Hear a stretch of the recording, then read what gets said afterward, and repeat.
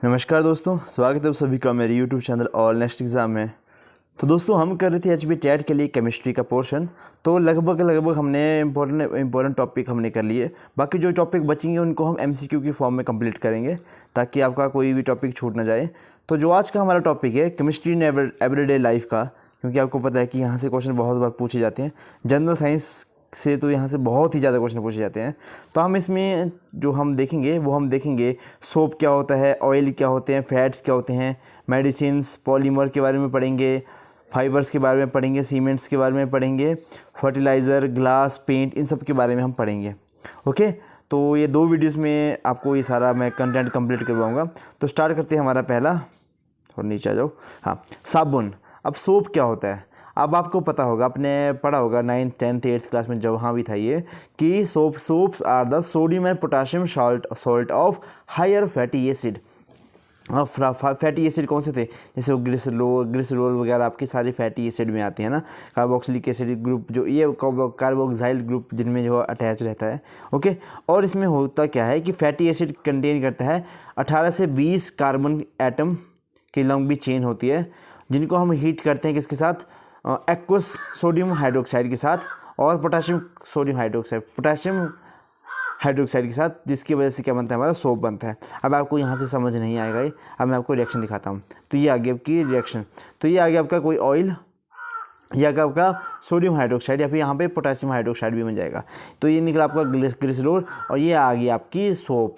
एक तरफ होगा COONA और एक तरफ कार्बन की लंबी चेन होगी। यहाँ से लगभग 10 से लेकर 20 तक जो है मतलब कार्बन एटम जो है अटैच रहेंगे। ओके, आपको पढ़ा होगा इसने मिसल्स फॉर्मेशन होती है, क्लीनिंग एक्शन ऑफ सोप में आपने पढ़ा होगा ना, मिसल्स एक्शन होती है। तो एक होती है आपकी कौन सी होती है वो? लायोफिलिक। ठीक है, तो वो आपको पता है। फोबिया मतलब डर। तो जो कार्बन नंबर चेन है वो पानी से थोड़ी डरती है, और ये CONA पानी से लवर होता है, तो ये अटैच हो जाता है आपके डॉट के साथ और बना देता है मिसल।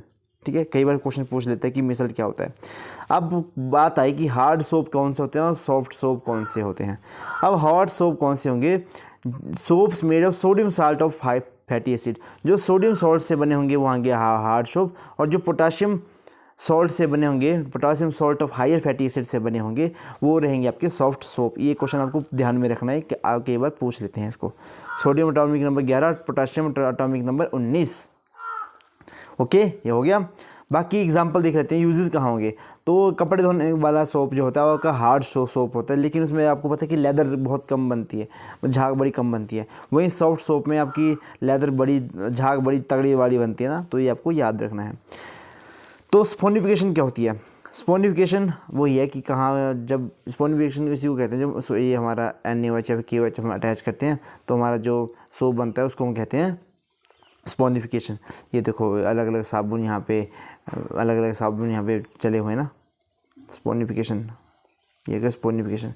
जो हम KOH या फिर पोटाशियम हाइड्रोक्साइड के साथ क्रिएट करवाते हैं फैटी एसिड की चेन को, तो उसमें क्या उस रिएक्शन को क्या कहते हैं? स्पोनिफिकेशन। ये रिएक्शन जो है वो स्पोनिफिकेशन की रिएक्शन है। ओके, नेक्स्ट देखेंगे हम। नेक्स्ट हमारा ऑयल और फैट। अब ऑयल क्या होते हैं और फैट क्या होते हैं वो हम देखेंगे। Oil fat is an ester compound produced by the reaction of carboxylic acid, यानी कि हायर फैटी एसिड, और ग्लिसरॉल। जब हम ग्लिसरॉल और हायर फैटी एसिड की रिएक्शन करवाते हैं तो जो हमारे पास बनता है, जैसे ग्लिसरॉल है, ये हायर फैटी एसिड है, इनकी रिएक्शन करवाए तो हमारे पास क्या बना? ये बना हमारा क्या? फैट। ठीक है, ऑयल और फैट। ठीक है, तो यही आ गया। तो और ये फैट को इसमें तीन इसमें क्या रहेंगे आपके एस्टर की कंपाउंड रहेंगे, इसलिए इसको ट्राइग्लिसराइड भी कई बार कहा जाता है। ओके, तो इसी रिएक्शन कहते हैं हम एस्टरिफिकेशन। ये भी आपको याद रखना है। एस्टर कंपाउंड प्रोड्यूस होंगे। एस्टर कंपाउंड ये है आपका एस्टर का फार्मूला, ये RCOOR, ये है आपका एस्टर का फार्मूला। मतलब इस तरह के कंपाउंड जो फॉर्म होंगे तो इनको कहते हैं एस्टर। ये भी आपको ध्यान में रखना है।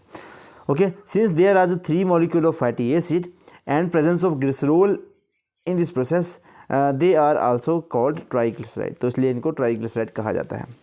नेक्स्ट देखेंगे हम ऑयल और फैट के बारे में देख लेते हैं। देखिए सोर्स होगा, एक होगा आपका फैट कौन सा और ऑयल कौन सा। देखिए सोर्स इसमें आएगा फैटी एसिड। ठीक है, तो सैचुरेटेड आएगा एक, और एक आएगा आपका, रुको एक मिनट, हाँ, इन दोनों में डिफरेंस है, ये सॉरी मैं क्या बोल रहा हूँ, इनमें ऑयल ये एक कंपोनेंट है और ये है आपका ऑयल और फैट में डिफरेंस है। तो देखिए सबसे पहले सोर्स, तो जो फैट होगा वो एनिमल से हम निकालते हैं, और ऑयल जो है वो हम पादपों से यानी कि प्लांट से निकालते हैं। फैटी एसिड इसमें आएगा कौन से किस टाइप के फैटी एसिड रहेंगे, तो फैट में रहेगा आपका अनसैचुरेटेड फैटी एसिड यानी कि आपका सिंगल बॉन्ड, और ऑयल्स में रहेगा अनसैचुरेटेड फैटी एसिड। तो हमारे लिए अनसैचुरेटेड फैटी एसिड थोड़ा बहुत ठीक रहता है, सैचुरेटेड फैटी एसिड हमारे लिए बड़ा ज़्यादा हानिकारक रहता है। बॉन्डिंग, अब यहाँ पे कोई बॉन्ड नहीं होगा यानी कि सिंगल बॉन्ड होगा, और ये अनसैचुरेटेड है तो इसमें डबल बॉन्ड होंगे। फिर कंडीशन, ये सॉलिड होता है, आपको पता है कि फैट आपके सॉलिड रहते हैं, वही तेल आपके क्या रहते हैं, लिक्विड रहते हैं। मेल्टिंग पॉइंट इनका बड़ा हाई मेल्टिंग पॉइंट होता है, और तेलों का काफ़ी कम मेल्टिंग पॉइंट जो है वो रहता है। ओके, अब आए कुछ मेडिसिन्स, यहाँ से क्वेश्चन जो है एक नंबर का आ जाता है, तो इसको स्किप ना करें। तो इसमें आएगा पहले एंटीपायरेटिक्स, ये आ गई आपका, जब भी आपका मतलब टेम्परेचर कम करने के लिए जो दवाई दी जाती है उनको हम एंटीपायरेटिक कहते हैं। ठीक है, जैसे आपका PCM वगैरह दी जाती है ना, ब्रूफीन, एस्पिरिन, ठीक है, वो सारी इसमें क्या आएंगी, मतलब जो आपको फीवर को कम करने में आएंगे उनको कहेंगे हम एंटीपायरेटिक्स। फिर आएगा एनाल्जेसिक, एनाल्जेसिक का है जो आपका पेन किलर आप यूज़ करते हो, मॉर्फिन वगैरह हो गया, पैरासीटामोल भी देखो पेन किलर से काम होती है, एस्पिरिन, ठीक है, आइबुप्रीन, बहुत सारी, ब्रूफीन, बहुत सारी हैं, ठीक है, इनको पेन किलर हम यूज़ करते हैं। एंटीबायोटिक्स, एंटीबायोटिक्स होती हैं ऐसी दवाइयाँ जो किसी ऑर्गेनिज्म से ही जो किसी ऑर्गेनिज्म से हम निकालते हैं, और वो उन्हीं ऑर्गेनिज्म को, जो हार्मफुल ऑर्गेनिज्म हैं उनको किल करने में हमारी हेल्प करती हैं। फर्स्ट एंटीबायोटिक्स जो बनाई गई थी जिसका नाम था पेनिसिलिन नोटेटम, पेनिसिलिन नोटेटम से बनाई गई थी, और कौन सा नाम था, पेनिसिलिन, और किसने बनाई थी, अलेक्जेंडर फ्लेमिंग ने बनाई थी। ये क्वेश्चन भी आया है।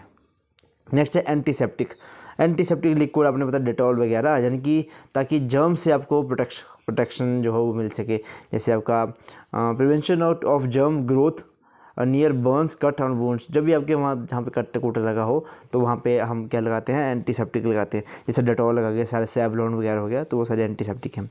हार्मोन रिप्लेसमेंट, अब इसमें क्या रहेगा, प्रीमेरिन, हार्मोन रिप्लेसमेंट, इनको छोड़िए, ये अलग चीज़ है, लेकिन आपको इन चीज़ें एंटीसेप्टिक, एंटीपायरेटिक ये आपको पता होना चाहिए। फिर ओरल कॉन्ट्रासेप्टिव्स, गर्भ निरोधक की गोलियाँ, ठीक है, इसमें ओरल यानी कि मुंह से खाने वाले गोलियाँ खाते हैं। जैसे अपने बचपन में ऐड आती थी वो माला डी, अब आती है से वो क्या बोलते हैं, अनवांटेड 72 वगैरह, वो सारी क्या है, ओरल कॉन्ट्रासेप्टिव पिल्स हैं। ट्रंक्यूलाइज़र, अब ये क्या जाती है, मतलब आपको शांत रखने में, जैसे एंग्जाइटी होगी गुस्से हो तो वो शांत रखेगी, बिल्कुल एकदम से शांत रखती है। अल्प्राजोलम काफ़ी फेमस दवाई है ये अल्प्राजोलम, और बहुत ही ज़्यादा मतलब इसकी हैबिट हो लग जाती है, नींद आती है इनसे बड़ी ज़्यादा, ठीक है। अब ऐसा मतलब लगना कि अब मेरे को अल्प्राजोलम जब चले गए मार्केट में कि जाओ मेरे को दवाई वाली दवाई चाहिए, ठीक है, मतलब यही है कि थोड़ा सा शांत कर देती हैं जो हमारे ट्रैंक्विलाइजर हैं, ठीक है, ये शांत कर देते हैं। नेक्स्ट है स्टैटिन्स, ये कहेंगे help lower cholesterol level in the blood, तो ब्लड में कोलेस्ट्रॉल लेवल को कम करने के लिए दवाई दी जाती है। फॉर एग्जांपल देख लेते हैं इनका, लेवोस्टैटिन, प्रावेस्टैटिन और सिम्वेस्टैटिन, ठीक है, ये 3 हैं जो आप खाते हो जब आपका कोलेस्ट्रॉल बढ़ जाता है। ये मेन है, बाकी और भी बहुत सारी दवाइयाँ तो बहुत सारी हैं, लेकिन आपको MBBS नहीं करनी है यहाँ पे, आपको सिर्फ टेट क्वालिफाई करना है। फिर नेक्स्ट है आपका पॉलीमर्स, जैसा कि आपको बचपन से ही पढ़ाया गया था, पॉलीमर जब भी आता था कि जैसे कि आपके गले में माला डाली है किसी ने, उसमें बहुत सारे मनके लगे हैं, तो वो मनके एक मोनोमर हैं, मनका एक मोनोमर है, और जब वो मोनोमर की लंबी चेन बना देंगे हम तो वो बन जाता है पॉलीमर, ठीक है। पॉलीमर जैसे पूरी माला बन गई तो वो हो गया पॉलीमर, और सिंगल इसका मनका मोनोमर तो single unit. Polymer literally means many units, there subunit is called monomer और bonded together by covalent bond. ये क्वेश्चन कई बार पूछ लेते हैं कि कौन से बॉन्ड के थ्रू जुड़े होंगे, तो आपको याद रखना है कोवलेंट बॉन्ड। फिर नेक्स्ट है पॉलीमराइजेशन की प्रोसेस क्या रहती है, उस जिस प्रोसेस के थ्रू आपके पॉलीमर मोनोमर से पॉलीमर बनते हैं उस प्रोसेस को हम कहते हैं पॉलीमराइजेशन, ठीक है। जैसे स्टेरीन है और तो आपका पॉलीस्टेरीन बन गया। फॉर एग्जांपल सबसे आसान मैं आपको बताता हूँ, आपका इथीन से क्या बनता है, पॉलीइथीन, ठीक है, इथीन यानी कि इथीन मतलब डबल बॉन्ड, ठीक है, इसके अगर एन लगा दी यहाँ पे तो ये बन गया पॉलीइथीन। प्लास्टिक वगैरह जो भी आ गया आपके पॉलीमर्स, एक आते हैं नेचुरल, एक आते हैं सिंथेटिक, एक आते हैं सेमी सिंथेटिक। तो यहाँ से क्वेश्चन पूछ लेते हैं कि कई बार कि बताइए इनमें से कौन सा आपका नेचुरल पॉलीमर है, तो आपके अमाइनो एसिड हो गया,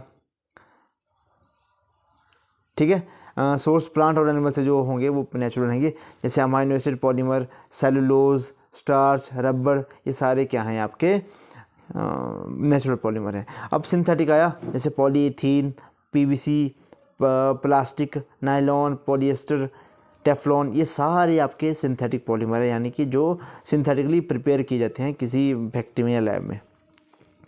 बाकी है सेमी सिंथेटिक, आप जिनको नेचुरल से थोड़ा सा चेंज करके बनाया जाता है ना, थोड़ा सा चेंज करके नेचुरल से, तो उनको कहेंगे हम सेमी सिंथेटिक, जैसे रेयन हो गया, सेलुलोज बेस्ड सिंथेटिक पॉलीमर वगैरह हो गया, वल्कनाइजेशन ऑफ रबड़ की जाती है, तो वो सारे आपके सेमी सिंथेटिक में आ जाते हैं। रबड़ इज़ ए नेचुरल पॉलीमर, रबड़ का प्लांट ट्री लगता है और ये लिक्विड फॉर्म में रहता है, और इसका जो मोनोमर रहता है वो उसका नाम है आइसोप्रीन, ये याद रखना है आपने।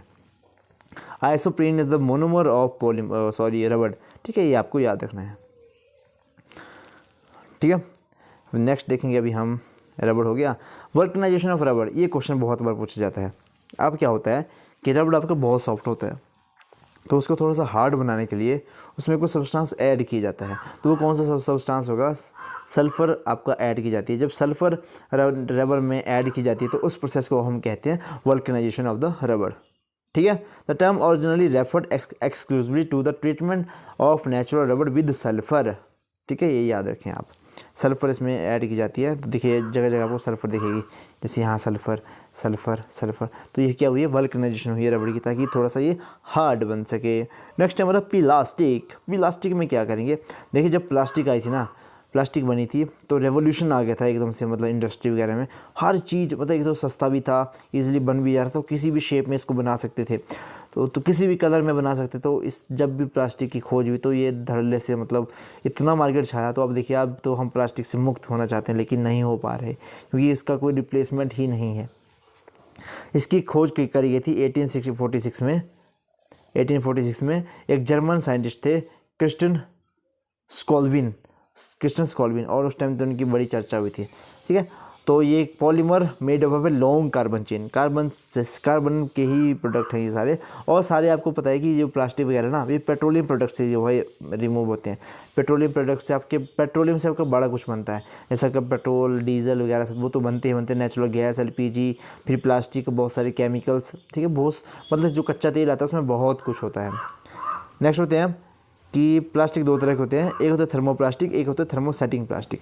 थर्मोप्लास्टिक वो चीज़ होगी ना जिसको जब आप हीट करेंगे तो उसको वेरियस साइज़ में हम बदल सकते हैं, जैसे आपकी कुर्सी जो भी आएगी ना, कुर्सी, बोतल, वो सारे आपको थर्मोप्लास्टिक में आते हैं। वहीं अगर थर्मोसेटिंग में प्लास्टिक कौन सी होती है, जो एक बार बन गई उसको दोबारा से चेंज नहीं किया जा सकता, और ये इंसुलेटर भी रहती है तगड़े वाली। फॉर एग्जांपल आपके कुकर के हैंडल, ये दोबारा से मोल्ड नहीं होता है, देखना कभी भी इसको हीट करोगे तो ये मतलब से अजीब सा मिट्टी की तरह टूट जाता है ये। तो थर्मोसेटिंग प्लास्टिक की एग्जांपल है आपका बेकेलाइट और मेलेमाइन, ये भी आपको याद रखना है। फिर आपके स्विचेस बने होते हैं, आपके इलेक्ट्रिसिटी स्विचेस बने होते हैं, वो सारे थर्मोसेटिंग प्लास्टिक के बने होते हैं। ओके, नेक्स्ट देखेंगे हम पॉलीइथीन। अब पॉलीथीन क्या रहेगा, पॉलीमराइजेशन ऑफ इथीन या फिर आपका थायलीन से मिलके बने होते हैं, और आपको पता है कि कहाँ कहाँ यूज़ होता है, पाइपें, बोतलें, टॉय बनाने में, टेबल चेयर बनाने में प्लास्टिक का यूज़ रहता है। फिर आएगा PVC, पॉलीविनाइल क्लोराइड, ये क्या रहता है, मैन्युफैक्चर्ड बाय विनाइल क्लोराइड इसका मोनोमर रहता है, और जब इसकी मदद से आपके क्या बनते हैं, PVC एस्ट्रल पाइप्स आते हैं सलमान खान ऐसी पाइप को लेके, तो बस वही है, PVC की पाइप होती हैं, ब्लड बैग्स बनते हैं, टॉयज़ वगैरह बनते हैं। फिर वो आजकल तो वो चल पड़ी हैं, जैसे वो शॉपिंग मॉल वगैरह बन रहे हो तो उसके ऊपर जो टाइल्स होती है वो प्लास्टिक की टाइल्स होती हैं, वो सारी PVC की टाइल्स वो बनी हुई हैं। नेक्स्ट हमारा पॉलीस्टाइरीन, तो ये आपका मोनोमर है इसका स्टाइरीन, तो एक इसमें क्या क्या बनेगा का, food container, radio, TV cassette, तो ये सारा पॉलीस्टाइरीन से मिलके बना होता है। नेक्स्ट हमारा एक्रेलाइट, तो एक्रेलाइट का बनता है जब पॉलीमराइजेशन होती है किसकी, मिथायोलेट की पॉलीमराइजेशन होती है ना, तब आपका एक्रेलाइट बनता है। एक कहाँ क्या क्या काम है इसके, जैसे जब कई बार होता है कि आप देखते हो कि ग्लास है लेकिन वो ग्लास नहीं होता है, मतलब कॉन्टैक्ट ग्लास में using the place of the glass. कई बार क्या होता है कि कुछ चीज़ें ऐसी होती हैं जो ट्रांसपेरेंट तो बनानी होती है लेकिन उसमें ग्लास यूज़ नहीं कर सकती क्योंकि टूट जाती हैं, तो उसको इस तरह का मटेरियल यहाँ पे यूज़ कर लिया जाता है।